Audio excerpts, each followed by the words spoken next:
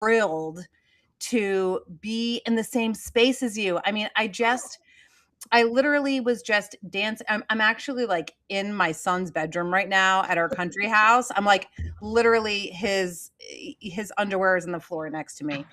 Um, and I've been dancing in the corner of his room to dance music, to rave music, and I've just been like, Cindy fucking Gallop. So I've had this podcast for a year and a half, and you've been on my list. And I was like, I'm not going to reach out until I feel like I have my podcast chops, till I feel like I'm myself when I'm doing this thing, when we're co-creating this thing. And today's the fucking day. So I think it didn't happen last week for a reason. I Thank you for saying that. Yeah, I mean, I don't know, like the universe just wasn't aligned. It wasn't meant to happen. And today, and you know what? Last week I had a really bad period. So I'm in perimenopause and I was like, so when you cancel that, Perfect. yeah, Great. when you canceled, I like threw my bathing suit on and I went for a swim and I was like, Excellent. it's all Excellent. fucking good. I laid in the Excellent. sun. I got my tan on. So it's all good. It's all Fantastic. good. So Fantastic. welcome. And so maybe there are people watching. Who the fuck knows? Let's hope. So, Hello, everybody. yes, this is Cindy Gallop. So first, I'm just gonna do what I always do when we're like doing these recordings. Is I'm going to read your bio. So it was this bio submitted by today's guest herself, and in its entirety, it reads, "I like to blow shit up. I am the Michael Bay of business." And like, that's it. That's your fucking bio. And honestly, I've never felt more seen by a guest intake form in my entire life.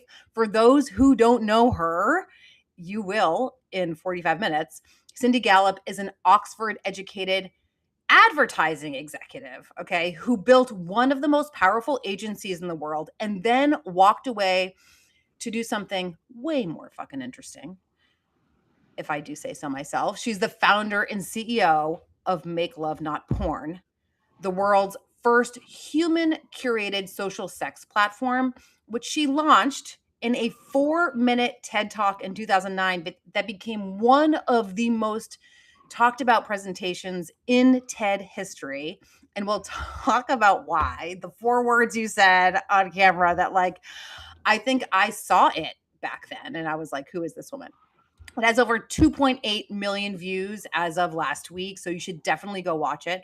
She was the first speaker in TED history to say the words, and I quote, "come on my face," on that stage. And the audience gave her a standing ovation. First and last. They're never going to let that happen ever again. Dude, we need to go back. We need to go back. Her mission is as simple as radical as it sounds: to make real world sex socially acceptable, because while our culture has made hardcore porn completely accessible to anyone with a smartphone, it's simultaneously made it completely taboo to talk honestly about what sex actually looks like between real people who actually desire each other. And Cindy Gallop decided it was a problem worth blowing up. This conversation's going to go everywhere. I'm so fucking ready for it. Cindy Gallop, welcome, welcome, welcome, welcome, welcome, welcome to the Feminine Rebellion podcast, to the Feminine Rebellion community. I throw so many F-bombs out there, Cindy. I'm assuming you're okay with it, but I'm so Oh my God. I'm Have so you met me? yes. I mean, I've watched you, so I know it's like this is kismet. I'm so fucking thrilled you are here. I'm so thrilled you're here. And when I see you, when I like witness you, and I actually watched a little bit of your interview with Eliza Goodkind, and like I was like, wow, how old are you right now? 62? Is that 66. 66? Okay. Yeah. You're 66 years old. You're like a force of nature. Where my mind keeps going is like, what was your childhood like? Like, how did you get to be this force of nature? Like, were you raised in the forest? No, honestly, Natty, whenever anybody asks, how did you get to be like this? I just go 66 years of life. I mean, Yeah. it's just one's lived experience. And and honestly, um, the older you get, the better life gets. You know, Amen. and I want everyone to know that, because seriously, there is everything to look forward to. Mm. It's so true. I just hit 50. And at 40, I was in a very dark place. And I've spent the last 10 years being like, you know what? I get to be happy. I get to live a good life. I get to focus on myself. I get to steep myself in pleasure. And so that was 10 years. I cannot wait to be 66. And that is like you are such a shining example of what aging can look like, can feel like, can be like. Like we just get better. Yep. No, no, exactly. And Natty, something very important that I do want our listeners to hear is that some years ago, I coined the hashtag "Say Your Age," Mm, because I tell everybody how old I am as often as possible. mm, I shout my age from the rooftops. And the reason for that is because I believe the complete opposite of what people normally say and think they're countering ageism, which is age is just a number. It's not. mm, Your age is a very special number, mm, because your age is the sum total of you. mm. Your age is the sum total of all your lived experience to date, all of your expertise, all of your everything that you've gained from the life you. Oh, I will hold it right there. Oh, wait, are something happened to our recording? Actually, for a moment I couldn't hear you. Huh. Weird. Okay. Well, we'll just keep going.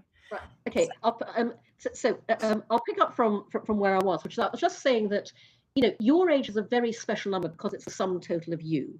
Yes. Your age is what makes you valuable, and Mm, so absolutely say your age loud and proud at every mm, possible opportunity. And the interesting thing that is that when you start doing that, everybody else will as well. So I remember, I started this Say Your Age campaign years ago, and a woman wrote to me on LinkedIn to tell me that she had been at a conference, that she was speaking on a panel, and the moderator had asked everyone on the panel to introduce themselves to the audience.